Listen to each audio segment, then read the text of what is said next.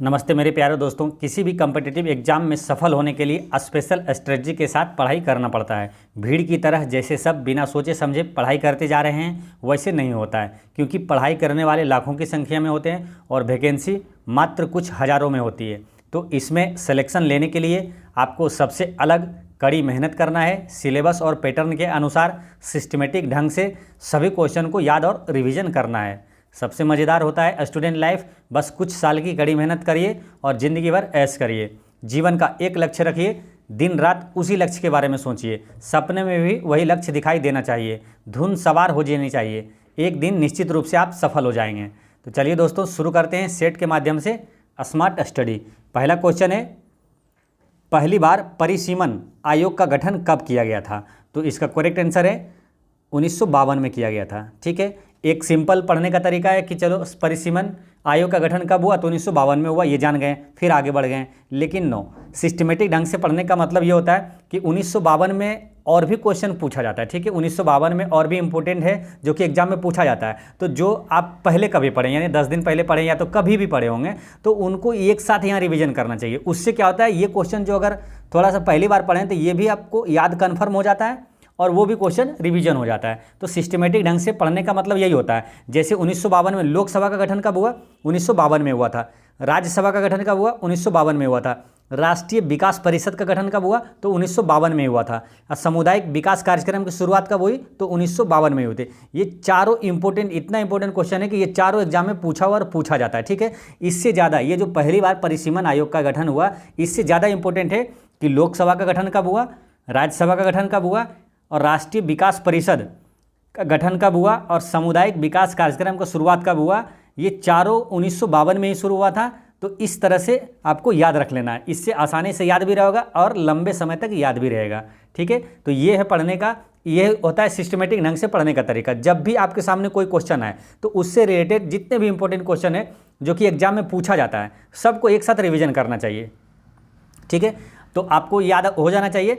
इसको लगाकर क्या हुआ, 5 हो गया। परिसीमन आयोग, फिर एक लोकसभा है ना, फिर राज्यसभा, फिर राष्ट्रीय विकास परिषद और सामुदायिक विकास कार्यक्रम। ये पांचों की शुरुआत जो है 1952 में हुआ था। ठीक है, अब रही बात परिसीमन आयोग का, तो परिसीमन आयोग का मुख्य कार्य क्या मालूम? जनगणना के समय लोकसभा एवं विधानसभा के क्षेत्रों का आकलन करना होता है। नेक्स्ट क्वेश्चन है, एक निर्वाचित संविधान द्वारा भारत के संविधान का निर्माण करने का प्रस्ताव सर्वप्रथम किया गया था। तो इसका करेक्ट आंसर है ये क्रिप्स मिशन द्वारा किया गया था। देखिए यहाँ पर क्या, इस तरह के एक और एक क्वेश्चन आता है जो कि आपको कन्फ्यूजन कर सकता है। एक क्वेश्चन आता है कि संविधान सभा का गठन किस योजना के तहत हुआ था? तो वो कैबिनेट मिशन योजना के तहत हुआ था। लेकिन यहाँ क्वेश्चन क्या है कि एक निर्वाचित संविधान द्वारा भारत के संविधान का निर्माण करने का प्रस्ताव सबसे पहले कब किया गया? तो प्रस्ताव पहले कब आया और इसका किसके योजना के तहत गठन हुआ, तो ये अलग हो जाता है क्वेश्चन। ठीक है, तो प्रस्ताव सबसे पहले क्रिप्स मिशन द्वारा दिया गया था। ठीक है, और संविधान सभा का निर्माण किस योजना के तहत हुआ था? तो वो हुआ था कैबिनेट मिशन योजना के तहत हुआ था। ठीक है, अब रही बात है कि क्रिप्स मिशन भारत कब आया था? तो 1942 में आया था, ये ध्यान रखना है आपको। ठीक है, और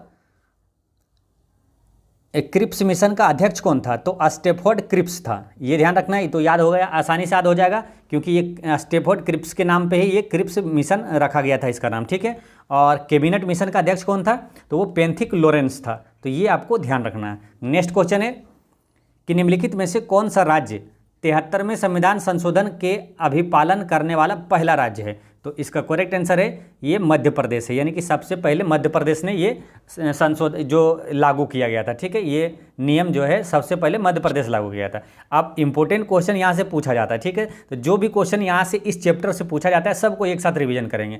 पहले तो ये आपको याद आ जाना चाहिए कि 73वां संविधान संशोधन किससे संबंधित है? तो पंचायती राज से संबंधित है। डायरेक्ट क्वेश्चन ये पूछा जाता है कि पंचायत राज व्यवस्था को किस संविधान संशोधन के तहत इसे संवैधानिक दर्जा दिया गया है? तो 73वां संविधान संशोधन के तहत पंचायती राज व्यवस्था को दर्जा दिया गया संवैधानिक दर्जा। ठीक है, 73वां संविधान संशोधन। और जब भी आप पंचायत राज पढ़ेंगे तो नगरपालिका को साथ साथ में रिवीजन करना है, क्योंकि ये दोनों साथ में हुआ था, क्रम से हुआ था। ठीक है, जैसे 73वां संविधान संशोधन के तहत पंचायत को संवैधानिक दर्जा मिला और 74वां संविधान संशोधन के तहत नगरपालिका को संवैधानिक दर्जा मिला। ठीक है, अब रही बात है कि क्वेश्चन ये आता है कि पंचायत कौन सी अनुसूची में है, तो 11वीं अनुसूची में पंचायती राज व्यवस्था, और नगर पालिका कौन सी अनुसूची में, तो 12वीं अनुसूची में नगर पालिका। ठीक है, और पंचायत किस भाग में, तो भाग 9 में है पंचायत राज व्यवस्था, और नगर पालिका है भाग 9 के ए में। तो इतने सारे इंपॉर्टेंट क्वेश्चन है जो कि एग्जाम में पूछा जाता है। ठीक है, और एक क्वेश्चन ये भी आप याद कर सकते हैं जो कि एग्जाम पूछा जाता है कि सबसे पहले पंचायती राज व्यवस्था कहाँ लागू हुआ था, तो राजस्थान के नागौर जिले में लागू हुआ था। ठीक है, अच्छा, पंचायती राज व्यवस्था जो है वो संविधान में के तहत कब ये लागू हुआ था, तो संवैधानिक रूप से ये लागू हुआ था 24 अप्रैल 1993 को लागू हुआ था। ठीक है, 1993 को। अब इसी 24 अप्रैल से एक क्वेश्चन पूछा जाने लगा है। ठीक है, क्या, तो पंचायती राज दिवस कब मनाया जाता है, तो ये 24 अप्रैल को पंचायती राज दिवस मनाया जाता है।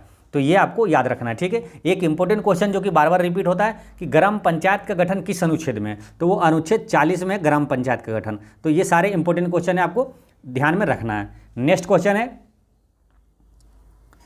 किसी राज्य में नगरपालिका का सीमा क्षेत्र अधिसूचित करने के लिए निम्नलिखित में से कौन सक्षम है, तो इसका करेक्ट आंसर है यह है संबंधित राज्य का राज्यपाल, यानी कि उस राज्य का राज्यपाल ही नगरपालिका का सीमा क्षेत्र निर्धारित करता है। ठीक है, अब नगरपालिका आया, नगरपालिका के बारे में पीछे भी पढ़े, तुरंत रिवाइज कर लेंगे। नगरपालिका किस भाग में है, तो भाग 9 के ए में है, पंचायती राज भाग 9 में है। तो ये ध्यान रखना है, नगरपालिका किस अनुसूची में, 12वीं अनुसूची में है, पंचायती राज 11वीं अनुसूची में है। तो ऐसे आपको रिविजन कर लेना है। नेक्स्ट क्वेश्चन है, किसने कहा था कि राष्ट्रपति का राजकीय आपात संविधान के साथ धोखा है, तो इसका करेक्ट आंसर है ये के.एम. नाम्बियार ने कहा था। के.एम. नाम्बियार ने कहा था कि राष्ट्रपति का राजकीय आपात यानी कि जो राष्ट्रपति शासन होता है ना, वो संविधान के साथ धोखा है। तो के.एम. नाम्बियार ने कहा था। अब यहाँ पर कुछ इंपॉर्टेंट क्वेश्चन पूछ लेंगे, जैसे कि राष्ट्रपति का पद किस अनुच्छेद में, तो अनुच्छेद 52 में है, ये क्वेश्चन पूछा जाता है। राष्ट्रपति शासन किस अनुच्छेद में है, तो अनुच्छेद 356 में, ये क्वेश्चन पूछा जाता है। अच्छा, बिहार में अब तक कितनी बार राष्ट्रपति शासन लगा है, तो अब तक है ना 8 बार राष्ट्रपति शासन लग चुका है। ठीक है, अब राष्ट्रपति से इंपॉर्टेंट 2 क्वेश्चन और याद रखेंगे जो कि एग्जाम में पूछा जाता है। राष्ट्रपति पर महाभियोग किस अनुच्छेद में, तो अनुच्छेद 61 में है राष्ट्रपति पर महाभियोग। और राष्ट्रपति को क्षमादान की शक्ति किस अनुच्छेद में, तो वह अनुच्छेद 72 में। अब राष्ट्रपति को क्षमादान की शक्ति है, तो राज्यपाल को भी एक क्षमादान की शक्ति प्राप्त है, तो उसको भी यही रिवीजन कर लेंगे ताकि यह कन्फ्यूजन ना हो और याद भी रहे। तो राज्यपाल को क्षमादान की शक्ति अनुच्छेद 161 में है। ठीक है, तो इस तरह से आपको याद रखना है। नेक्स्ट क्वेश्चन है, एक ही व्यक्ति को 2 या 2 से अधिक राज्यों का राज्यपाल बनाने संबंधी प्रावधान किस संविधान संशोधन के द्वारा किया गया है, तो इसका करेक्ट आंसर है ये 7वां संविधान संशोधन के तहत ये किया गया है कि एक ही व्यक्ति को 2 या 2 से अधिक राज्यों का राज्यपाल हो सकता है। ठीक है, ये ध्यान रखना है। अच्छा, राज्यपाल का पद किस अनुच्छेद में है, तो अनुच्छेद 153 में है, ये आपको याद रखना है। और वर्तमान में करंट अफेयर में याद रखना है कि बिहार का राज्यपाल कौन है, तो विश्वनाथ अर्लेकर है, विश्वनाथ अर्लेकर। नेक्स्ट क्वेश्चन है, केंद्रीय सतर्कता आयोग का गठन किस समिति के अनुशंसा पर किया गया है, तो इसका करेक्ट आंसर है संथानम समिति के सिफारिश पर ये केंद्रीय सतर्कता आयोग का गठन किया गया है। करंट अफेयर के लिए आपको याद रखना है कि वर्तमान में केंद्रीय सतर्कता आयुक्त कौन है, तो प्रवीण कुमार श्रीवास्तव है। कुछ करंट अफेयर के इंपॉर्टेंट क्वेश्चन है जो कि एग्जाम में पूछा जाता है, तो आपको याद रखना है। जैसे एक तो हो गया ये केंद्रीय सतर्कता आयुक्त कौन है, प्रवीण कुमार श्रीवास्तव। एक है मुख्य चुनाव आयुक्त कौन है अभी, तो राजीव कुमार है। सीबीआई के निदेशक कौन है अभी, तो वो परवीन सूद है। तो ये आपको याद रखना है। नेक्स्ट क्वेश्चन है, क्वेश्चन नंबर है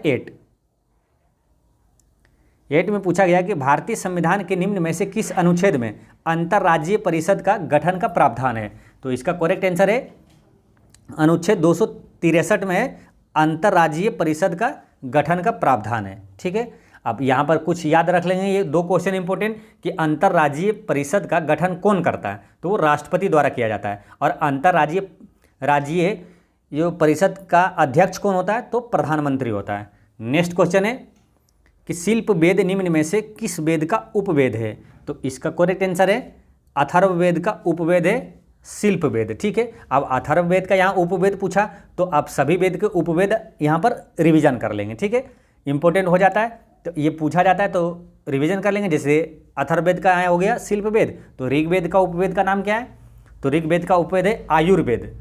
और सामवेद का है गंधर्व वेद।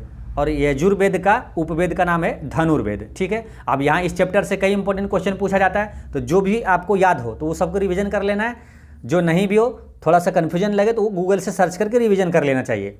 जैसे गायत्री मंत्र किस वेद में दिया, किस वेद में गायत्री मंत्र का उल्लेख है, तो ऋग्वेद में है, ठीक है। शूद्र का उल्लेख किस वेद में है, तो वो भी ऋग्वेद के 10वें मंडल में है, ये आपको याद रखना है। और एक क्वेश्चन आता है कि यज्ञ का उल्लेख किस वेद में है, तो वो है यजुर्वेद में। और जादू टोना तंत्र मंत्र का उल्लेख किस में है, तो अथर्ववेद में। और एक क्वेश्चन आता है संगीत का जो उल्लेख वर्णन है किस वेद में, तो संगीत का वर्णन है सामवेद में। सबसे प्राचीन वेद कौन सा है, तो ऋग्वेद है। तो ये सब आपको याद रखना है।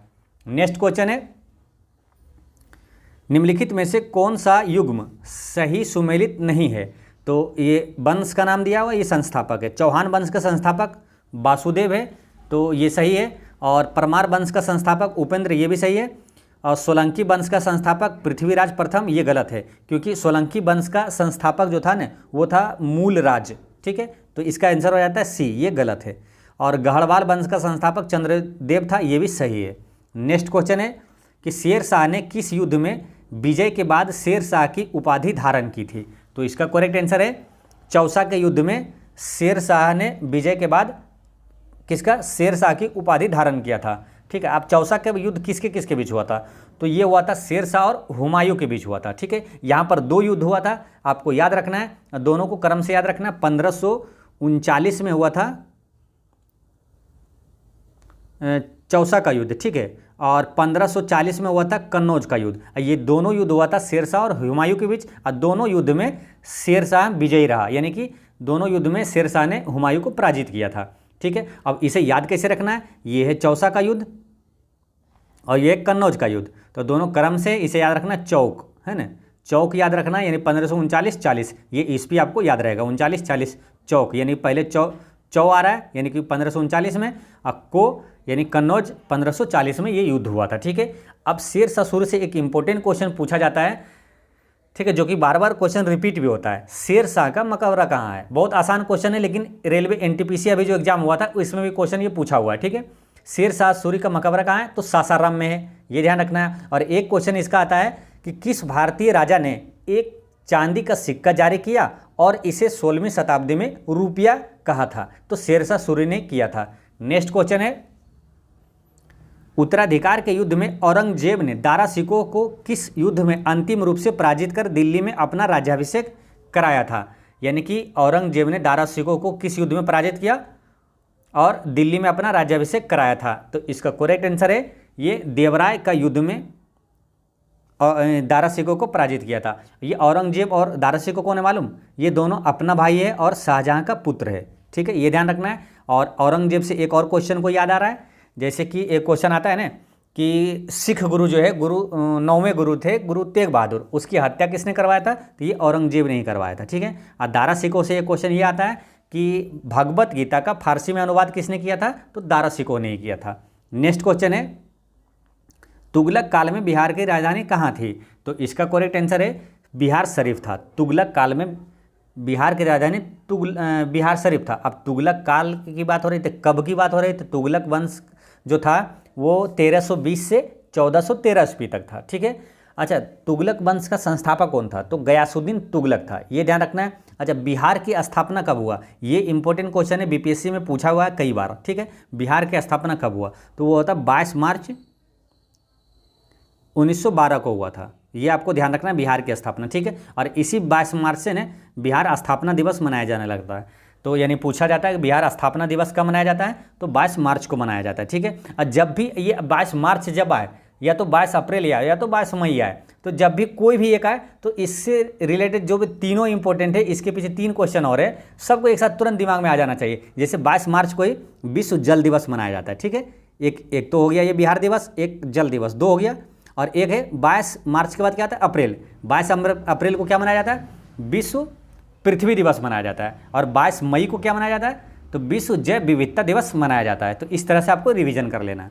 नेक्स्ट क्वेश्चन है, बिहार में चंपारण कृषि कानून किस वर्ष पारित हुआ था, तो इसका करेक्ट आंसर है ऑप्शन नंबर सी, 1918 में हुआ था। चंपारण कृषि कानून पारित हुआ था 1918 में। अब चंपारण जैसे आए, चंपारण से कई इंपॉर्टेंट क्वेश्चन एग्जाम में पूछा जाता है। जैसे चंपारण सत्याग्रह कब हुआ था, चंपारण आंदोलन 1917 में हुआ था। चंपारण सत्याग्रह जो चंपारण आंदोलन हुआ था किसके विरुद्ध हुआ था? तो नील की खेती के विरुद्ध हुआ था। बीपीएससी में एक बार क्वेश्चन ऐसा पूछा गया था मालूम, कि चंपारण जो आंदोलन हुआ था तो उसमें कितना जो हिस्सा था, खेत का हिस्सा था, कितना पे नील की खेती करना पड़ता था? ऑप्शन में दिया जाता मालूम, जैसे कि 4/20, 10/20, 1/4, 3/20, तो इस तरह से ऑप्शन दिया हुआ था। ठीक है, तो आपको याद रखना है 3/20 इसका आंसर होता है, यानी 20 कट्ठे पर 3 कट्ठे की नील की खेती करना होता था। तो ये भी आपको याद रखना है। ठीक है, अच्छा, चंपारण आने के लिए गांधी जी को आमंत्रित किसने किया था? कई बार क्वेश्चन ये पूछा हुआ है, तो राजकुमार शुक्ला ने किया था।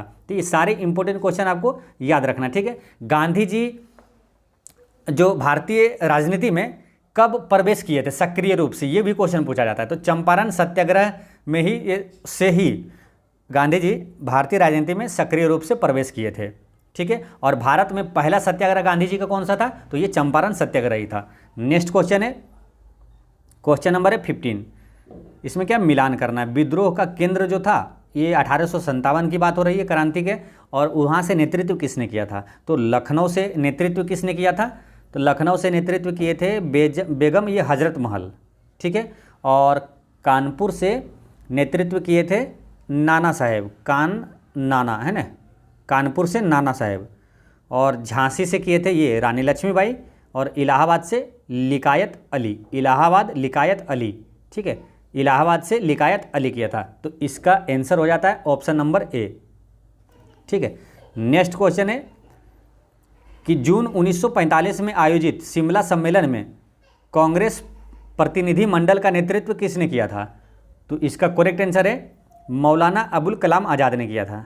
ठीक है, यानी कि क्वेश्चन ये है कि 1945 में जो शिमला सम्मेलन हुआ था तो कांग्रेस प्रतिनिधि मंडल का नेतृत्व किसने किया था? तो मौलाना अबुल कलाम आज़ाद ने किया था। अब यहाँ पर दो चीज़ें आया, शिमला सम्मेलन और एक है मौलाना अबुल कलाम आज़ाद। इससे जो और भी क्वेश्चन पूछा जाता है जो एग्जाम में, वो रिवीजन करना है यहाँ। ठीक है, यही इसी तरह आपको पढ़ाई भी करना है। जैसे शिमला सम्मेलन है, यहाँ से एक कन्फ्यूजन वाला क्वेश्चन आपको आएगा जो आपको कन्फ्यूजन कर सकता है। जैसे एक है शिमला सम्मेलन, एक है शिमला समझौता। तो शिमला सम्मेलन कब हुआ? 1945 में हुआ था। ठीक है, ये इंपॉर्टेंट डेट भी याद रखना है इस पर। ये डायरेक्ट पूछा जाता है शिमला सम्मेलन कब हुआ, तो 1945 में हुआ। और शिमला समझौता कब हुआ? तो वो 1972 में हुआ था। याद करना भी आसान है। देखिए, शिमला सम्मेलन जो वॉइस आ रहा है उसको देखिए, वॉइस जो उच्चारण कैसा आ रहा है, शिमला सम्मेलन 45 है ना, शिमला सम्मेलन 45, और शिमला समझौता 72, समझौता 72। तो ऐसे आपको रिलेट करके याद रख लेना। ठीक है, और रही बात मौलाना अबुल कलाम आज़ाद से, इससे क्वेश्चन एक ये पूछा जाता है कि इंडिया विंस फ्रीडम के लेखक कौन है?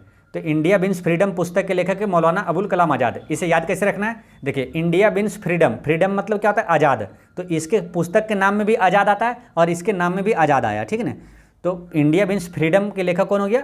अबुल कलाम आज़ाद आया। और एक क्वेश्चन इनसे आता है कि स्वतंत्र भारत के पहले शिक्षा मंत्री कौन थे? तो यही थे, है ना, मौलाना अबुल कलाम आज़ाद। इन्हीं के जन्म दिवस पर है ना राष्ट्रीय शिक्षा दिवस भी मनाया जाता है। तो ये भी आपको याद रखना है। ठीक है, चलिए नेक्स्ट क्वेश्चन है, राजा राम मोहन राय द्वारा स्थापित प्रथम संस्था निम्नलिखित में से कौन सी थी? तो इसका करेक्ट आंसर है आत्मीय सभा। ठीक है, प्रथम संस्था की बात कर रही है ना, प्रथम संस्था इनका था आत्मीय सभा। बाकी ये ब्राह्मण समाज की भी स्थापना इन्होंने किया था। ठीक है, और कोलकाता यूनिटेरियन कमेटी की भी स्थापना इन्होंने ही किया था। ठीक है, अब यहाँ पर इंपॉर्टेंट क्वेश्चन जो पूछा जाता है एग्जाम में वो आपको याद रखना है। ठीक है, जैसे कि वेदांत कॉलेज की स्थापना किसने किया था? तो वेदांत कॉलेज की स्थापना राजा राम मोहन राय ने किया था। और ये जो ब्राह्मण समाज के संस्थापक कौन है? तो वो भी यही है, राजा राम मोहन राय है। ठीक है, एक इंपॉर्टेंट इनका पत्रिका है जो क्वेश्चन पूछा जाता है कि संवाद कौमुदी समाचार पत्र की स्थापना किसने किया था, यानी इसके संपादक कौन है? संवाद कौमुदी के तो राजा राम मोहन राय है। ठीक है, ये ध्यान रखना है। और एक क्वेश्चन आता है कि राजा राम मोहन राय को राजा की उपाधि किसने दिया था? तो अकबर द्वितीय ने दिया था। नेक्स्ट क्वेश्चन है, किस गवर्नर जनरल ने 1839 में कोलकाता से शेरशाह सूरी मार्ग का नाम बदलकर ग्रांड ट्रक रोड यानी कि जीटी रोड कर दिया एवं इस मार्ग का पुनर्निर्माण करवाया? तो इसका करेक्ट आंसर है ये लॉर्ड ऑकलैंड ने किया था। ठीक है, लॉर्ड जो ऑकलैंड है ये कोलकाता से जो शेरशाह सूरी मार्ग का नाम बदलकर जीटी रोड कर दिया गया था। ठीक है, और जो ऑकलैंड का कार्यकाल कब से कब तक था? 1836 से 1842 था। ठीक है। ग्रांड ट्रंक रोड कहाँ से कहाँ तक चलती है, ये कभी अगर क्वेश्चन पूछा जाता है तो आपको ध्यान रखना है, बांग्लादेश के चटगांव से चलती है और लाहौर होते हुए अफगानिस्तान के काबुल तक जाती है। नेक्स्ट क्वेश्चन है, नेहरू रिपोर्ट तैयार करने वाली कमेटी के सदस्यों में निम्नलिखित में से कौन शामिल नहीं था? तो इसका करेक्ट आंसर है ये एनी बेसेंट शामिल नहीं थी, यानी कि नेहरू रिपोर्ट जो तैयार हुआ था उनके कमेटी में सदस्य अली इमाम, सुभाष चंद्र बोस और जवाहरलाल नेहरू थे। जवाहरलाल नेहरू भी थे, ये ध्यान रखना है। और यहाँ पर इम्पोर्टेंट क्वेश्चन ये आया है कि नेहरू रिपोर्ट कब प्रस्तुत किया गया? तो 1928 में किया गया था। ठीक है। अब 1928 में और कौन कौन सी घटना हुआ जो एग्जाम में पूछा जाता है, काफ़ी इंपॉर्टेंट है। जैसे कि साइमन कमीशन भारत कब आया? तो 1928 में ही आया था। बारदौली सत्याग्रह कब हुआ? तो 1928 में हुआ था। तो यहाँ 3 क्वेश्चन हो गया। नेहरू रिपोर्ट कब प्रस्तुत किया गया था? 1928 में। साइमन कमीशन भारत कब आया? 1928 में। बारदौली सत्याग्रह कब हुआ? 1928 में। नेक्स्ट क्वेश्चन है कि साइमन कमीशन द्वारा किस वर्ष अपनी रिपोर्ट प्रस्तुत की गई थी? तो इसका करेक्ट आंसर है 1930 में रिपोर्ट प्रस्तुत किया गया था। अब यहाँ पर ध्यान देना है, देखिए साइमन कमीशन का गठन हुआ था 1927 में। ठीक है। भारत आया था 1928 में और यह अपनी रिपोर्ट प्रस्तुत कब किया? तो 1930 में। तो ये सारी चीज़ें आपको याद रखना है। अच्छा, साइमन कमीशन, यहाँ से इंपॉर्टेंट इस टॉपिक से क्वेश्चन पूछा जाता है कि साइमन कमीशन का विरोध क्यों किया गया था, ये क्वेश्चन डायरेक्ट पूछा जाता है। ठीक है। तो इसका आंसर होता है क्या मालूम? कि इसमें कोई भी भारतीय सदस्य नहीं था, इसलिए इसका विरोध किया गया था। ये क्वेश्चन आपको ये ध्यान रखना है कि साइमन कमीशन का विरोध का नेतृत्व किसने किया था? तो लाला लाजपत राय ने किया था और उनको लाठी की चोट खाने से उनकी मृत्यु भी हो गई थी। ठीक है। तो ये आपको याद रखना है। ठीक है। नेक्स्ट क्वेश्चन है कि सलीम अली राष्ट्रीय उद्यान स्थित है, तो ये कहाँ है? जम्मू कश्मीर में। सलीम अली राष्ट्रीय उद्यान जम्मू कश्मीर में। और एक और राष्ट्रीय उद्यान जम्मू कश्मीर में जो पूछा जाता है, दाचीग्राम राष्ट्रीय उद्यान कहाँ है? तो जम्मू कश्मीर में। ठीक है। अब रही बात सलीम अली का। सलीम अली एक व्यक्ति है जिसको है ना, मान लो वर्ल्ड मैन ऑफ इंडिया कहा जाता है। ठीक है, सलीम अली को। नेक्स्ट क्वेश्चन है कि प्रधान याम्योत्तर नहीं गुजरती है, तो इसका करेक्ट आंसर है ये नाइजर से नहीं गुजरती है। प्रधान याम्योत्तर अल्जीरिया से, फ्रांस से और स्पेन से गुजरती है। ठीक है। अच्छा, यहाँ से इंपॉर्टेंट क्वेश्चन पूछा जाता है। कौन कौन सा पूछा जाता है? कि जो प्रधान याम्योत्तर है ना, इसे ग्रीनविच रेखा कहा जाता है। ठीक है। और अंतर्राष्ट्रीय तिथि रेखा किसे कहा जाता है? तो 180 डिग्री देशांतर को है ना अंतर्राष्ट्रीय तिथि रेखा कहा जाता है। और जो अंतर्राष्ट्रीय तिथि रेखा से भारत का जो मानक समय है वो कितना घंटा आगे है, ये भी पूछा जाता है। तो 5.5 घंटा आगे है। ठीक है। अच्छा, भारतीय मानक समय कहाँ पर है? तो वो है 82.5 डिग्री पूर्वी देशांतर है। 82.5 डिग्री पूर्वी देशांतर है भारतीय मानक समय। और 2 देशांतर के बीच जो अंतर होता है वो कितने मिनट का अंतर होता है मालूम? तो 4 मिनट का अंतर होता है। ठीक है। 2 देशांतर के बीच 4 मिनट का अंतर होता है और 1 डिग्री बराबर होता है 4 मिनट। तो ये आपको याद रखना है। नेक्स्ट क्वेश्चन है 23 कि पृथ्वी पर मूलतः एक ही विशाल भूखंड था। पृथ्वी पर एक ही विशाल भूखंड था मालूम, और जिसे क्या कहा जाता था? पेंजिया। और पेंजिया से ही इसमें विस्फोट होने के से पूरा विश्व का निर्माण हुआ, यानी कि 7 महाद्वीप बना। और तो पेंजिया का उत्तरी भाग क्या कहलाता है? दक्षिणी भाग क्या कहलाता है? ये क्वेश्चन पूछा जाता है। तो पेंजिया के उत्तरी भाग है ना लोरेशिया कहलाया था, है लोरेंसिया। और दक्षिणी भाग जो है वो गोंडवाना लैंड कहलाया। तो ये आपको याद रखना है। नेक्स्ट क्वेश्चन है कि निम्नलिखित में से किसे पर्वतों का सागर कहा जाता है? तो इसका करेक्ट आंसर है ब्रिटिश कोलंबिया को पर्वतों का सागर कहा जाता है। तो इस तरह से भारत में भी अपना एक क्या है? पर्वतों की रानी किसे कहा जाता है? तो मंसूरी को कहा जाता है। मसूरी को पर्वतों की रानी कहा जाता है। अच्छा, भारत का सबसे प्राचीन पर्वत कौन सा है? तो वो है अरावली पर्वत। अरावली पर्वत की सबसे ऊंची चोटी कौन सा है? तो वो है गुरु शिखर। इसे याद करना है क्योंकि ये क्वेश्चन पूछा जाता है कि अरावली पर्वत की सबसे ऊंची चोटी क्या है? तो गुरु शिखर है। देखिए, इसे याद ऐसे करना है कि सबसे प्राचीन है अरावली। तो जो भी प्राचीन हो जाता है तो एक मोटा मोटी आइडिया रहता है ना कि जो प्राचीन हो गया, पुराना, वो गुरु जैसा हो गया। तो गुरु जैसे हो गए तो सबसे प्राचीन है, इसलिए गुरु है अरावली। तो इसका ऊंची चोटी का नाम है गुरु शिखर। नेक्स्ट क्वेश्चन है कि निम्न में से कौन सा सुमेलित नहीं है? तो ये क्या है मालूम, माउंट रेनर, माउंट एटना, ये सब क्या है, ज्वालामुखी है ना, ज्वालामुखी पर्वत है। तो माउंट रेनर ये अमेरिका में है, ये सही है। माउंट एटना इटली में है, ये सही है। ये माउंट एटना वाला ज़्यादा पूछा जाता है, आपको ध्यान रखना है। माउंट एटना ज्वालामुखी कहाँ है, ये पर्वत है इटली में। Mount Etna Italy, Etna Italy, ऐसे रिलेट करके याद रख लेना, ठीक है। और रही बात माउंट पेरिकुटिन की, तो ये फिलीपींस में नहीं है, क्योंकि ये है कहाँ मालूम, मेक्सिको में है। माउंट पेरिकुटिन जो है मेक्सिको में है, तो इसका आंसर ये हो जाता है। और माउंट एपो ये फिलीपींस में, माउंट एपो फिलीपींस में है। नेक्स्ट क्वेश्चन है कि निम्नलिखित देशों में से कौन सा स्थल अवरुद्ध देश नहीं है। स्थल अवरुद्ध देश यानी कि लैंडलॉक कंट्री। लैंडलॉक कंट्री मतलब कि वो चारों ओर मतलब भूमि से ही घिरा हुआ रहता है, यानी उसके सीमा में कहीं भी समुद्री जो सीमा है उसके नहीं लगता है, तो वो स्थल अवरुद्ध देश कहलाता है, ठीक है। तो स्थल अवरुद्ध देश इसमें से कौन नहीं है, तो इनमें से ईरान जो है स्थल अवरुद्ध देश नहीं है, यानी अफगानिस्तान, लाओस और लग्जमबर्ग जो है ये स्थल अवरुद्ध देश है, ठीक है। यहाँ से दो इंपॉर्टेंट क्वेश्चन पूछा जाता है।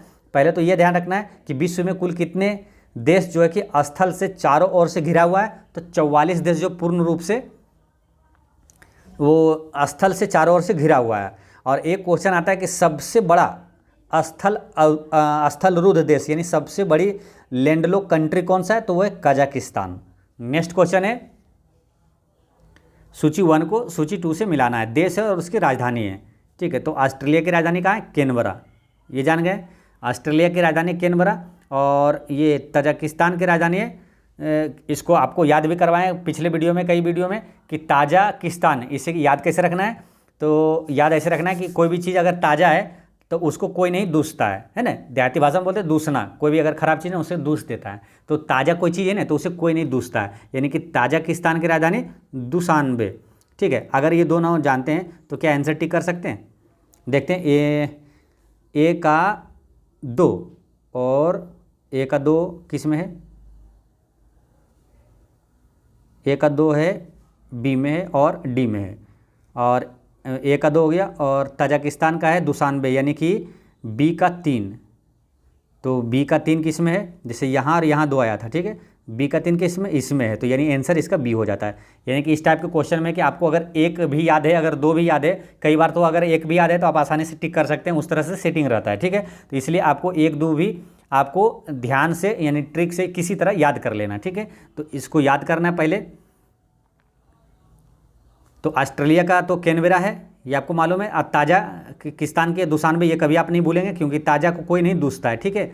अब रही बात तंजानिया की, तो तंजानिया की राजधानी हो गया डोडोमा, तंजानिया की डोडोमा। और वेनेजुएला की राजधानी है कराकस, वेनेजुएला की राजधानी है कराकस।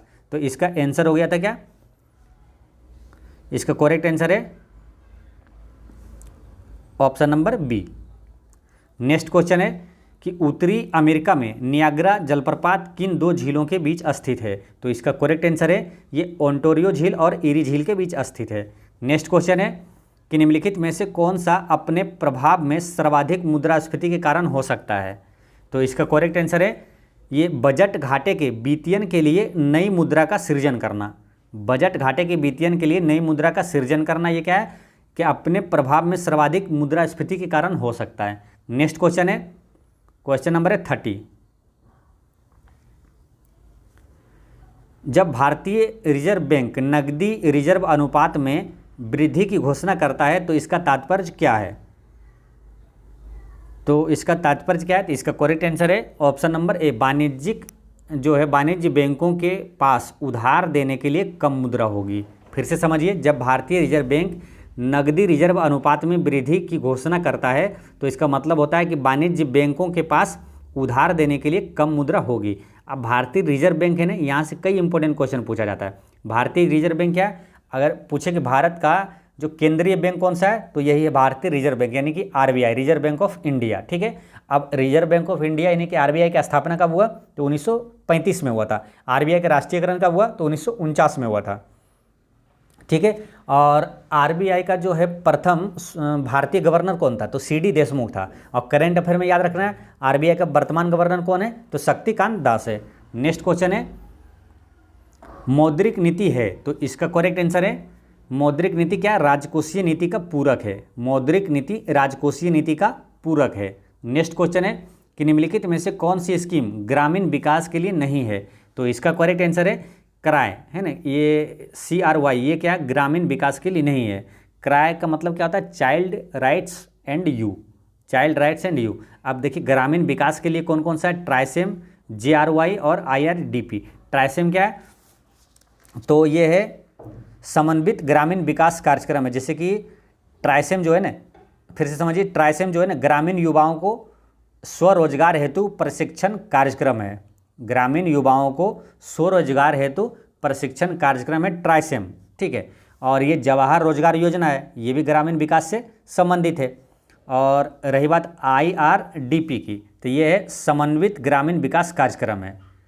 तो इस तरह से ये क्या, ये तीनों जो है वो ग्रामीण विकास से, इस ग्रामीण विकास के लिए योजना है। लेकिन ये जो करा है यानी कि चाइल्ड राइट्स एंड यू, ये ग्रामीण विकास से संबंधित नहीं है। नेक्स्ट क्वेश्चन है कि भारत सरकार का कौन सा मंत्रालय भारत की विदेश व्यापार नीति से संबंधित है? तो इसका करेक्ट आंसर है वाणिज्य एवं उद्योग। ये क्या, भारत की विदेश व्यापार नीति से संबंधित है, वाणिज्य एवं उद्योग। अब करंट अफेयर में क्वेश्चन आपको याद रखना है कि वर्तमान में केंद्रीय वाणिज्य एवं उद्योग मंत्री कौन है? तो वो पीयूष गोयल है। नेक्स्ट क्वेश्चन है कि वर्ल्ड इकोनॉमिक आउटलुक इंडेक्स कौन प्रकाशित करता है? तो इसका करेक्ट आंसर है ये IMF प्रकाशित करता है, ठीक है। IMF यानी अंतर्राष्ट्रीय मुद्रा कोष है ये। अब world economic outlook index IMF प्रकाशित करता है। अब यहाँ IMF से और विश्व बैंक से क्वेश्चन पूछा जाता है। इम्पोर्टेंट क्वेश्चन ये कि IMF का स्थापना कब हुआ? तो IMF और विश्व बैंक ये दोनों का स्थापना 1944 में हुआ था। और एक क्वेश्चन ये पूछा जाता है इससे कि जो विश्व बैंक की स्थापना या तो IMF की स्थापना किस सम्मेलन के तहत हुआ था? तो ब्रेटन वुड्स सम्मेलन के तहत हुआ था, ठीक है। और IMF और वर्ल्ड बैंक यानी कि दोनों जो मुद्रा वाला है, अंतर्राष्ट्रीय मुद्रा के, विश्व बैंक ये भी मुद्रा वाला है, ये दोनों का मुख्यालय कहाँ है? दोनों का मुख्यालय है वाशिंगटन DC। तो ये आपको याद रखना है। नेक्स्ट क्वेश्चन है भारत जेंडर बजटिंग कब शुरू किया गया था? तो इसका करेक्ट आंसर है ये केंद्रीय बजट 2005-06 में शुरू किया गया था। भारत जेंडर बजटिंग कब शुरू किया गया? तो 2005-06 में किया गया था। नेक्स्ट क्वेश्चन है कि किस राज्य सरकार द्वारा गीता कार्मिक बीमा योजना शुरू की गई थी? तो इसका करेक्ट आंसर है ये तेलंगाना सरकार द्वारा शुरू किया गया था, ठीक है। तेलंगाना सरकार द्वारा कुछ योजना है इंपॉर्टेंट जो आपको याद रख लेना है। एक तो ये हो गया गीता कार्मिक बीमा योजना, एक है आसरा पेंशन योजना, एक है बुनकर बीमा योजना। ये सभी तेलंगाना सरकार द्वारा शुरू किया गया था। नेक्स्ट क्वेश्चन है कि विश्व आर्थिक स्वतंत्रता सूचकांक 2023 में भारत का स्थान कौन सा है? तो इसका करेक्ट आंसर है 131वां है, ठीक है। 131वां है विश्व आर्थिक स्वतंत्रता सूचकांक 2023 में। अब विश्व आर्थिक स्वतंत्रता सूचकांक 2023 में प्रथम स्थान पर कौन सा देश है? तो वो है सिंगापुर, ठीक है। एक विश्व खुशहाली सूचकांक, कई बार क्वेश्चन पूछा जाता है, ये रिपीट होते रहता है, तो आपको याद रखना है विश्व खुशहाली सूचकांक रिपोर्ट जो 2023 का है उसमें प्रथम स्थान पर कौन सा देश है? तो फिनलैंड है। इसे याद ऐसे रखने के लिए कि मालूम ये लगातार छठी बार ये पहले स्थान पर रहा है फिनलैंड खुशहाली सूचकांक में। तो इसे याद ऐसे रखना है कि फिन आ जाता है, ये मतलब फिर लगातार 6 बार आ गया, मतलब फिन यही आ गया है ना। फिन को रिलेट करना फिर से, है ना, फिर यही लगातार छठी बार फिनलैंड ही पहले स्थान पर रहा है। अच्छा, विश्व खुशहाली सूचकांक में भारत का स्थान कौन सा है? तो 126वां है, ठीक है। एक क्वेश्चन ज़्यादा पूछा जाता है मानव विकास सूचकांक रिपोर्ट। तो मानव विकास सूचकांक रिपोर्ट हर 2 साल में आती है। तो 2020 में आया था, फिर 22 में आया, फिर 24 में आएगा। तो 2022 में जो यानी कि वर्तमान में अभी मानव विकास सूचकांक में पहला स्थान पर कौन सा है? तो वो स्विट्जरलैंड है। अब भारत किसवां स्थान पर है? तो 132वां में है मानव विकास सूचकांक में, 132 में। नेक्स्ट क्वेश्चन है कि राष्ट्रीय पिछड़ा वर्ग आयोग के अध्यक्ष कौन है? तो इसका करेक्ट आंसर है ये हंसराज गंगाराम अहिर है, ठीक है, हंसराज गंगाराम अहिर। अब यहाँ से जो मतलब इस टॉपिक से कुछ करंट अफेयर क्वेश्चन पूछा जाता है, ठीक है। तो आपको याद रखना है जैसे कि 22वें विधि आयोग का अध्यक्ष कौन है? तो ऋतुराज अवस्थी है, ठीक है। राष्ट्रीय महिला आयोग का अध्यक्ष अभी कौन है? तो रेखा शर्मा है। नेक्स्ट क्वेश्चन है 39, राष्ट्रीय डॉल्फिन दिवस कब मनाया जाता है? तो इसका करेक्ट आंसर है ये 5 अक्टूबर को राष्ट्रीय डॉल्फिन दिवस मनाया जाता है, ठीक है। अच्छा, 5 अक्टूबर को और क्या मनाया जाता है मालूम है? जो राष्ट्रीय शिक्षक दिवस है 5 सितंबर को मनाया जाता है, और 5 अक्टूबर को विश्व शिक्षक दिवस मनाया जाता है। तो विश्व शिक्षक दिवस जब मनाया जाता है तो उसी दिन राष्ट्रीय डॉल्फिन दिवस मनाया जाता है। अब राष्ट्रीय डॉल्फिन की बात आई है तो यहाँ से 2 इंपॉर्टेंट करंट अफेयर का क्वेश्चन याद रखना है। पहला ये है कि भारत का राष्ट्रीय जलीय जीव कौन सा है, तो गंगा डॉल्फिन है। एक दूसरा क्वेश्चन ये है कि एशिया का पहला, यानी कि भारत को पहला तो है ही है, लेकिन एशिया का पहला डॉल्फिन अनुसंधान संस्थान कहाँ स्थापित किया गया है, तो पटना में किया गया। ठीक है। अच्छा, भारत का राष्ट्रीय नदी कौन सा है, तो गंगा नदी है। नेक्स्ट क्वेश्चन है, हाल ही में किस चक्रवात या तूफान ने म्यांमार बांग्लादेश के तट पर कहर बरपाया है, तो इसका करेक्ट आंसर है ये मोचा तूफान जो है वो बांग्लादेश म्यांमार के तट पर कहर बरपाया है। अब एक इस टाइप के मालूम एक क्वेश्चन ऐसा आता है कि जो मोचा तूफान है या तो चक्रवात है, इसका नामकरण किसने किया, तो मोचा का नामकरण किस देश के द्वारा किया गया, तो यमन देश के द्वारा किया गया। नेक्स्ट क्वेश्चन है कि वन स्थिति रिपोर्ट 2021 के अनुसार वृक्षावरण का प्रतिशत कितना है, तो इसका करेक्ट आंसर है ये 2.91%। ठीक है। अब यहाँ से कुछ क्वेश्चन इंपॉर्टेंट जो एग्जाम में पूछा जाता है, तो इस चैप्टर से ये क्वेश्चन आता है कि सर्वाधिक वन क्षेत्रफल किस राज्य में है, तो वो है मध्य प्रदेश में। सर्वाधिक वन प्रतिशत किस राज्य में है, तो मिजोरम में है। और सबसे कम वन प्रतिशत कहाँ है, तो सबसे कम वन प्रतिशत है वो है कहाँ, हरियाणा में है। ठीक है। ये तीनों क्वेश्चन आपको इंपॉर्टेंट याद रखना है। फिर से समझिए, सबसे ज़्यादा क्षेत्रफल में अगर वन पूछे मध्य प्रदेश, लेकिन प्रतिशत में पूछे कि सर्वाधिक वन प्रतिशत किस राज्य का है, तो वो मिजोरम का है, और सबसे कम हरियाणा का है। नेक्स्ट क्वेश्चन है, हाल ही में पद्म विभूषण सम्मान से सम्मानित एस.एम. कृष्णा का संबंध किस क्षेत्र से है, तो इसका करेक्ट आंसर है ये लोक कार्य के से संबंधित है। ठीक है। तो अब देखिए, पद्म विभूषण यहाँ पर क्वेश्चन एग्जाम में आता है, करंट अफेयर में पूछा जाएगा। ठीक है। पहले तो ये जानिए कि जो भारत का है सबसे बड़ा पुरस्कार कौन सा मालूम, सबसे बड़ा नागरिक सम्मान है भारत रत्न। उसके बाद दूसरे नंबर पर कौन आता है मालूम, यही पद्म विभूषण। और तीसरे नंबर पर आता है पद्म भूषण, और चौथे नंबर पर आता है पद्म श्री पुरस्कार। तो पद्म पुरस्कार, इसको तीनों मिला के बोला जाता है पद्म पुरस्कार। तो 2023 में पद्म पुरस्कार कितने लोगों को दिया गया, तो 106 लोगों को दिया गया।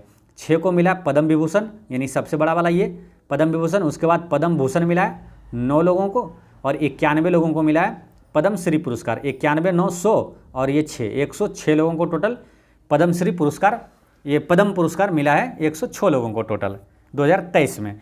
अब इम्पोर्टेंट क्वेश्चन पूछा जाता है कि ज़्यादातर ये पूछा जाएगा पद्म विभूषण वाला, क्योंकि पद्म श्री जो है वो कई लोगों को मिला, 91 लोगों, उतना तो याद नहीं कर पाते हैं, तो मोटा मोटी आप पढ़ सकते हैं करंट अफेयर बुक में। लेकिन ये पद्म विभूषण वाला आपको याद कर लेना है। ये क्वेश्चन पूछा जाता है कि ऑप्शन में दे देगा कि इनमें से किन्हें 2023 में पद्म विभूषण पुरस्कार मिला है या तो नहीं मिला है, तो इस टाइप का क्वेश्चन पूछा जाता है। तो 6 लोगों को मिला, वो 6 लोग कौन कौन है, तो ये आपको याद रखना है। ठीक है। तो कौन कौन है, देखिए 6 लोग को जो मिला है पद्म विभूषण पुरस्कार, वो है एस.एम. कृष्णा, बालकृष्ण दोषी, 2 हो गया कृष्ण भगवान वाला। ठीक है, एस.एम. कृष्णा और बालकृष्ण दोषी, तो कृष्ण वाला 2 हो गया। और तीसरा है जाकिर हुसैन, और चौथा है श्रीनिवास वर्धन, ये 4 हो गया। और 2 है कौन, एक मुलायम सिंह यादव और एक है दिलीप महालनोबिस, तो ये आपको याद रखना है। नेक्स्ट क्वेश्चन है कि दीप ग्रेस इक्का का संबंध किस खेल से है, तो इसका करेक्ट आंसर है हॉकी से है। दीप ग्रेस इक्का का संबंध, इक्का हॉकी है ना, इक्का हॉकी, दीप ग्रेस इक्का का संबंध हॉकी से है। अब हॉकी से आपको कुछ याद आ रहा है, भारत का राष्ट्रीय खेल कौन सा है, हॉकी है। पाकिस्तान का राष्ट्रीय खेल भी हॉकी है। हॉकी के जादूगर किसे कहा जाता है, मेजर ध्यानचंद को। अब मेजर ध्यानचंद है ना, जो राजीव गांधी खेल रत्न का नाम जो मेजर ध्यानचंद खेल रत्न रखा गया है। ठीक है, ये ध्यान रखना है। और राष्ट्रीय खेल दिवस किसके जन्म दिवस पर मनाया जाता है, तो मेजर ध्यानचंद के जन्म दिवस पर राष्ट्रीय खेल दिवस मनाया जाता है। राष्ट्रीय खेल दिवस कब मनाया जाता है, तो 29 अगस्त को मनाया जाता है। तो ये आपको सारे चीज़ें याद रखना है।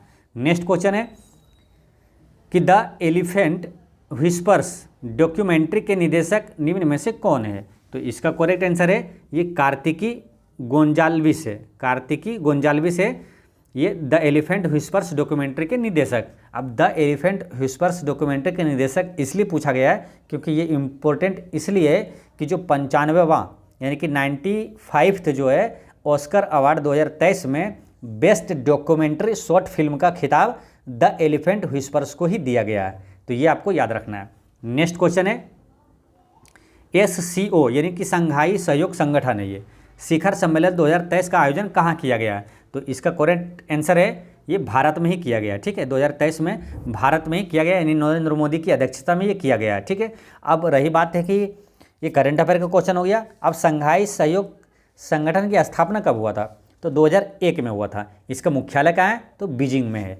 नेक्स्ट क्वेश्चन है, किस बैंक द्वारा प्रोजेक्ट कुबेर लॉन्च किया गया? तो इसका करेक्ट आंसर है ये SBI द्वारा है ना, प्रोजेक्ट कुबेर लॉन्च किया गया है।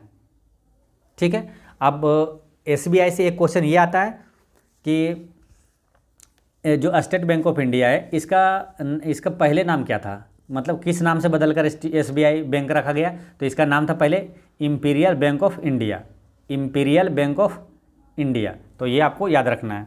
नेक्स्ट क्वेश्चन है कि भारत का ऑटो बाजार निर्माण के क्षेत्र में विश्व का कौन सा स्थान है? तो इसका करेक्ट आंसर है ये तीसरा स्थान है।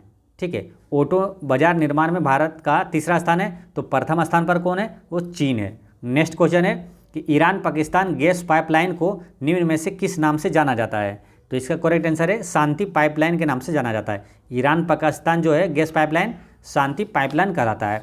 नेक्स्ट क्वेश्चन है कि पेगासस स्पाईवेयर को किस देश द्वारा विकसित किया गया है? तो इसका करेक्ट आंसर है ये इजराइल द्वारा विकसित किया था। एक समय में काफ़ी चर्चे में ये था पेगासस स्पाईवेयर। ठीक है, ये एक जो क्या है, एक सॉफ्टवेयर है, मतलब कि पेगासस है ना स्पाईवेयर एक दुर्भावनापूर्ण सॉफ्टवेयर है। ठीक है, तो ये आपको याद रखना है, इजराइल द्वारा विकसित किया गया था। नेक्स्ट क्वेश्चन है क्वेश्चन नंबर 50 में है कि निम्न में से कौन सत्य फल का उदाहरण नहीं है? तो इसका करेक्ट आंसर है ये सेब जो है सत्य फल का उदाहरण नहीं है। देखिए, सत्य फल का उदाहरण नहीं है यानी कि ये असत्य फल है। अब असत्य फल किसको कहा जाता है? जो असत्य फल है ना, फल के अंडाशय से न प्राप्त होकर फूल या उत्तक के अन्य भाग से प्राप्त होता है ये। ठीक है, यानी कि अंडाशय से जो नहीं प्राप्त होकर उसके अन्य भाग से प्राप्त होता है वो असत्य फल हो गया, और फल के अंडाशय से जो डायरेक्ट फल होता है वो सत्य फल कहलाता है। नेक्स्ट क्वेश्चन है कि जैसे जैसे हम आवर्त जो पीरियड में आगे बढ़ते हैं तो तत्वों की संयोजकता क्या होती है? तो वो प्रारंभ में बढ़ता है फिर घटता है। तो ये आपको याद रखना है। अच्छा, आधुनिक आवर्त सारणी का जनक कौन है? तो आधुनिक आवर्त सारणी किसने दिया? तो हेनरी मोसले ने दिया था। नेक्स्ट क्वेश्चन है कार्बन जो 12 है, कार्बन 12 परमाणु में होता है तो क्या होता है? तो 6 इलेक्ट्रॉन, 6 प्रोटॉन और 6 न्यूट्रॉन होता है। तो इसे याद रखना है, ऑप्शन नंबर ए हो गया। ठीक है, अच्छा, इलेक्ट्रॉन की जो संख्या होती है ना वही प्रोटॉन की संख्या होती है, ये ध्यान रखना है आपको, और फिर न्यूट्रॉन की संख्या होती है। परमाणु भार बराबर क्या होता है? जो इलेक्ट्रॉन यानी कि प्रोटॉन की संख्या और योग में होता है, यानी कि दोनों मिला के न्यूट्रॉन और प्रोटॉन को जोड़कर होता है परमाणु भार कहलाता है। ठीक है, नेक्स्ट क्वेश्चन है कि डंक वाले स्थान पर किसके प्रयोग से आराम मिलता है? तो इसका करेक्ट आंसर है बेकिंग सोडा से आराम मिलता है। अब बेकिंग सोडा से इंपॉर्टेंट क्वेश्चन पूछा जाता है। ठीक है, कि बेकिंग सोडा का रासायनिक नाम क्या है? तो सोडियम बाइकार्बोनेट है। बेकिंग सोडा बोलते हैं उसे, या तो खाने वाला सोडा कहा जाता है, इसका रासायनिक नाम सोडियम बाइकार्बोनेट है। एक होता है धोवन सोडा, धोवन सोडा का रासायनिक नाम क्या है? तो वो सोडियम कार्बोनेट है। नेक्स्ट क्वेश्चन है किसी भी उदासीन विलयन का pH मान होता है, तो उदासीन का कितना होता है? ये 7 होता है। ठीक है, देखिए जिसका pH मान 7 से नीचे है वो अम्लीय कहलाता है, और 7 से ऊपर है वो क्षारीय कहलाता है, लेकिन 7 के अगर बराबर है तो वो उदासीन कहलाता है। ठीक है, अच्छा, pH मान का आविष्कार किसने किया था? तो वो सोरेनसन ने किया था, ये ध्यान रखना है। नेक्स्ट क्वेश्चन है सूर्य की ओर सूर्यमुखी की गति का कारण है? तो इसका करेक्ट आंसर है फोटोट्रोपिज्म। फोटोट्रोपिज्म होता यह है, देखिए जो सूर्य यानी कि प्रकाश की ओर है ना, वृद्धि में जो पौधे का वृद्धि है वो प्रकाश जो मतलब सूर्य के प्रकाश की ओर होता है, ये आपको ध्यान रखना है। नेक्स्ट क्वेश्चन है कि वृद्धि हार्मोन किसके द्वारा स्त्रावित होता है? तो ये होता है पीयूष ग्रंथि द्वारा स्त्रावित होता है। ठीक है, अब पीयूष ग्रंथि को क्या कहा जाता है? तो ये भी आपको ध्यान रखना है, एग्जाम में पूछा जाता है। ठीक है, पीयूष ग्रंथि को ही मास्टर ग्रंथि कहा जाता है, और इसे पिट्यूटरी ग्रंथि भी कहा जाता है, जो कि मस्तिष्क में पाया जाता है। अच्छा, ग्रंथि की बात आई है, ये पीयूष ग्रंथि की बात आई है, तो सबसे बड़ी ग्रंथि कौन सा है मानव शरीर के? तो यकृत है। सबसे छोटी ग्रंथि वो पीनियल ग्रंथि है। पीनियल ग्रंथि भी मस्तिष्क में ही पाया जाता है। नेक्स्ट क्वेश्चन है कि निम्न में से पौधे का वृद्धि रोधी हार्मोन कौन सा है, यानी कि वृद्धि नहीं होने देता है, वो हार्मोन कौन सा है, तो वो है एब्सेसिक अम्ल होता है। ठीक है, लेकिन इंपॉर्टेंट क्वेश्चन ये भी पूछा जाता है कि पौधे का जो वृद्धि हार्मोन कौन है, यानी कि पौधे का वृद्धि कौन सा हार्मोन करता है, तो वो है ऑक्सिन, यानी ऑक्सिन ये लिखा है, ऑक्सिन है ना, ये वृद्धि हार्मोन होता है। नेक्स्ट क्वेश्चन है कि हाइपरमेट्रोपिया के मामले में सुधार के लिए किस लेंस का उपयोग किया जाता है। अब अगर आपको याद भी होगा किस लेंस का, लेकिन यहाँ इंग्लिश दे दिया तो आपको ध्यान में नहीं होगा। हाइपरमेट्रोपिया कहा जाता है ये दूरदृष्टि दोष को। ठीक है, हाइपरमेट्रोपिया यानी कि दूरदृष्टि दोष, और मायोपिया कहा जाता है निकट दृष्टि दोष को। ठीक है, तो दूरदृष्टि दोष की बात हो रही है। देखिए दो क्वेश्चन यहाँ से आता है, एक दूरदृष्टि दोष को ठीक करने के लिए किस लेंस का प्रयोग किया जाता है, और एक निकट दृष्टि दोष को ठीक करने के लिए किस लेंस का प्रयोग किया जाता है। तो यहाँ पर पूछा है दूर का, तो देखिए ये दूर है तो 2 लेटर है इसमें, है ना, दूर 2 लेटर वाले को ठीक करने के लिए 3 लेटर वाले लेंस चढ़ाएंगे। ठीक है, और 3 लेटर वाले को ठीक करने के लिए 4 लेटर वाला लेंस चढ़ाएंगे, अवतल लेंस। ठीक है, तो ऐसे याद कर लेना, आपको कन्फ्यूजन कभी नहीं होगा। ठीक है, 2 लेटर वाले, इसमें 2 लेटर है, इसको ठीक करने के लिए 3 लेटर वाले लेंस चढ़ा देंगे, और 3 लेटर वाले को ठीक करने के लिए ये 4 लेटर वाला लेंस चढ़ा देंगे। नेक्स्ट क्वेश्चन है वास्तविक और उल्टे प्रतिबिंब के लिए दर्पण का आवर्धन होता है, तो इसका करेक्ट आंसर है वो ऋणात्मक होता है। वास्तविक और उल्टे प्रतिबिंब के लिए दर्पण का आवर्धन ऋणात्मक होता है। नेक्स्ट क्वेश्चन है कि धात्विक चालक में विद्युत धारा का प्रवाह होता है, तो इसका करेक्ट आंसर है ये केवल ये इलेक्ट्रॉनों के कारण होता है। मान लो कोई भी चालक में, धात्विक चालक में विद्युत धारा का प्रवाह इलेक्ट्रॉन के कारण ही होता है। नेक्स्ट क्वेश्चन है 61, टाँका किन अवयवों का मिश्रण है, तो यानी कि टाँका यानी शोल्डर, इसका किसका मिश्रण है, ये टीन और सीसा का मिश्रण है, टीन और लेड का ये मिश्रण है। ठीक है, अब टीन और लेड का एक और मिश्रण है जो कि एग्जाम में पूछा जाता है, फ्यूज तार किसका बना होता है, तो टीन और सीसा का ही बना होता है। ठीक है, फ्यूज तार। ठीक है, ये हो गया। और एक इंपॉर्टेंट क्वेश्चन आता है कि कांसा किसका मिश्रण है, तो कांसा जो है ना टीन और तांबा का मिश्रण है। कांसा जो है वो टीन और तांबा का मिश्रण है, इसे याद रखना काटता। ठीक है, तो याद रहेगा आसानी से, काटता यानी कांसा जो है किसका मिश्रण है, टीन और तांबा का मिश्रण है। और एक है पीतल किसका मिश्रण है, तो पीतल किसका मिश्रण है, तांबा और जिंक का मिश्रण है, तो इसे याद रखना है पिताजी, है ना, पीतल जो है वो तांबा और जिंक का मिश्रण है, पिताजी। नेक्स्ट क्वेश्चन है कि निम्न में से कौन सा अग्र मस्तिष्क का हिस्सा नहीं है, तो इसका करेक्ट आंसर है ये जो मेडुला है ये अग्र मस्तिष्क का हिस्सा नहीं है। ठीक है, देखिए अग्र मस्तिष्क में वो आता है सेरेब्रम और थैलेमस और हाइपोथैलेमस।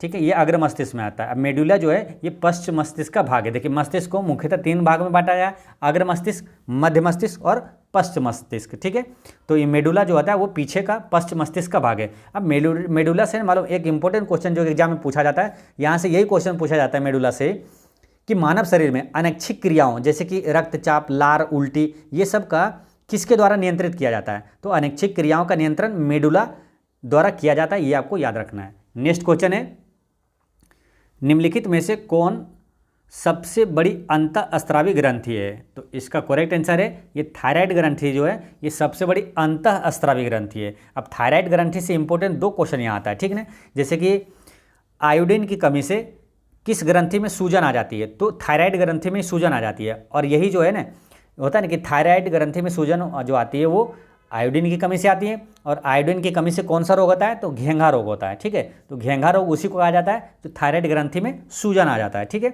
अब रही बात यहाँ पर क्या है, अंतःस्रावी ग्रंथि पूछा सबसे बड़ी कौन सा है, तो यहाँ पर तुरंत क्वेश्चन एक दिमाग में आ जाता है ना कि सबसे बड़ी ग्रंथि कौन सा है, ये तो अंतःस्रावी ग्रंथि हो गया, तो सबसे बड़ी ग्रंथि है मानव शरीर की यकृत है, और सबसे छोटी ग्रंथि कौन सा है, तो वो पीनियल ग्रंथि जो मस्तिष्क में पाया जाता है।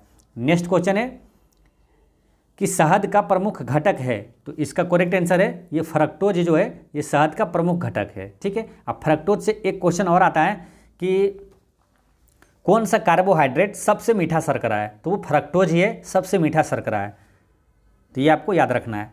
नेक्स्ट क्वेश्चन है कि मांसपेशियों के निर्माण और वृद्धि तथा एंटीबॉडी बनाने के लिए निम्न में से इनमें से कौन अधिक आवश्यक है, तो इसका करेक्ट आंसर है प्रोटीन।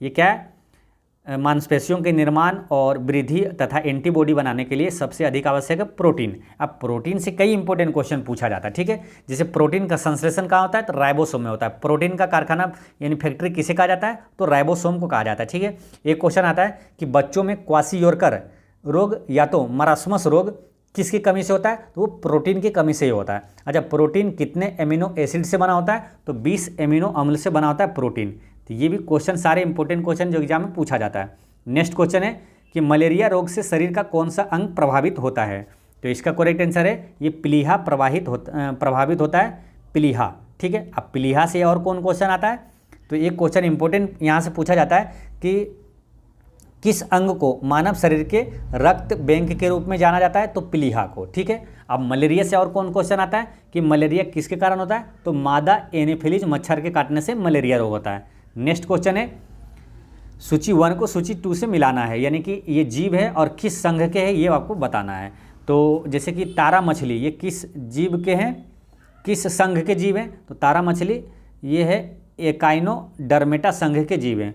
पायला जो है ये मोलस्का संघ के जीव हैं। और नेरिस जो है एनेलिडा संघ के जीव है। और प्लेनेरिया ये प्लेनेरिया प्लेटी हेलमिन्थीज संघ का जीव है। तो इस तरह से इसका आंसर हो जाता है ऑप्शन नंबर ए, ठीक है। नेक्स्ट क्वेश्चन है कि मानव शरीर में रक्त का आयतन शरीर के भाग का लगभग कितने प्रतिशत होता है, तो इसका करेक्ट आंसर है शरीर के भार का है ना ये 7% रक्त होता है, ठीक है। अब यहाँ से इंपॉर्टेंट रक्त की बात आई ना, रक्त से कई इंपॉर्टेंट क्वेश्चन जो कि एग्जाम में पूछा जाता है, ठीक है। तो सबको यहाँ पर एक साथ रिवीजन करेंगे। जैसे कि पहले ये समझिए रक्त का पीएच मान कितना होता है, यही क्वेश्चन पूछ लिया जाता है। तो रक्त का पीएच मान 7.4 होता है। और एक क्वेश्चन आता है कि रक्त है, तो ऑप्शन में कई चीज़ें रहता है, तो आपको ध्यान रखना है रक्त एक है ना तरल संयोजी ऊतक है, ठीक है, ये ध्यान हो गया। और अच्छा, रक्त समूह का खोज किसने किया, तो लैंड अस्टिनर ने किया था। और रक्त परिसंचरण का खोज किसने किया, तो विलियम हार्वे ने किया था। अच्छा, ये दोनों क्वेश्चन है लेकिन कन्फ्यूजन कभी हो सकता है, तो आपको एक रिलेट करके याद रख लेना है, ठीक है। जैसे कि रक्त परिसंचरण का खोज किसने किया, तो विलियम हार्वे ने किया। इसे याद ऐसे रखना है कि रक्त परिसंचरण को, एक परिसंचरण मतलब क्या होता है, परिवहन जैसा है ना, परिवहन जैसा है। तो परिवहन किस पे होता है, तो परिवहन किस पे चलता है, हाईवे पे, ठीक है। तो विलियम हार्वे को ना बोलकर विलियम हाईवे बोलना है, आपको याद रहेगा। यानी कि रक्त परिसंचरण की खोज किसने किया, विलियम हाईवे। नेक्स्ट क्वेश्चन है पत्ती का मुख्य कार्य है, तो इसका करेक्ट आंसर है प्रकाश संश्लेषण। पत्ती का मुख्य कार्य है प्रकाश संश्लेषण करना, ठीक है।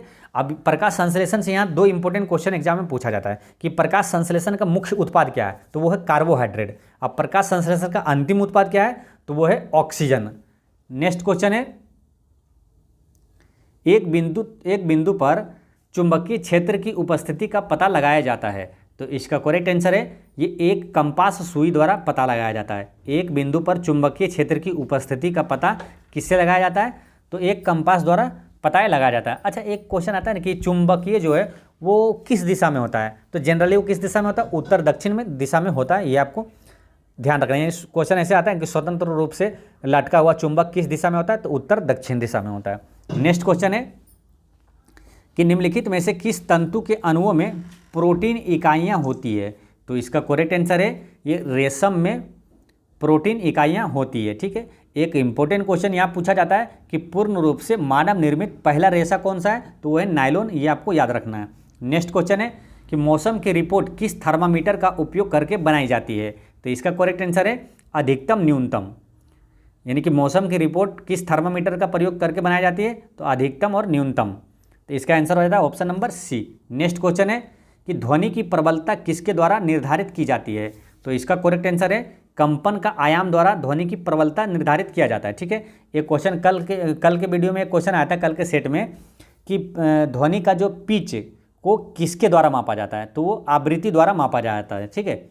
पिच जो है आवृत्ति द्वारा मापा जाता है। अब देखिए ध्वनि से रिलेटेड कुछ क्वेश्चन है जो इंपॉर्टेंट एग्जाम में पूछा जाता है। जैसे कि एक क्वेश्चन ये समझिए कि ध्वनि मापने की इकाई क्या कहलाता है, तो डेसिबल कहलाता है। और एक क्वेश्चन जो कि बार बार रिपीट होता है कि ध्वनि का वेग अधिकतम होता है किस में होता है, ठोस में होता है। सबसे ज़्यादा ध्वनि का वेग ठोस में होता है, उससे कम होता है द्रव में, और सबसे कम होता है गैस में, ठीक है।